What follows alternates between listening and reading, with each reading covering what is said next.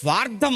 ప్రతి మనిషి స్వార్థం. భర్త స్వార్థం, భార్య స్వార్థం, పిల్లలు వారు స్వార్థం. నేను బాగుండాలని కూడా తప్పు కాదండి. నేను మాత్రమే బాగుండాలి, ఎదుటి వారు ఏమైపోతే నాకేంటి. స్వార్థం. నిజంగా నువ్వు మంచివాడవైతే నువ్వేమని ఆశించాలో తెలుసా? అందరూ బాగుండాలనుకోవాలి.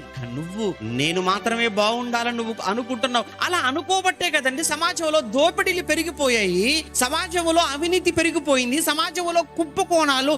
ఒక్కొక్కడు ఎంత సంపాదిస్తున్నాడంటే ఉన్నవాడికి చూడండి ఎకరాలు ఎకరాలు ఎకరాలు.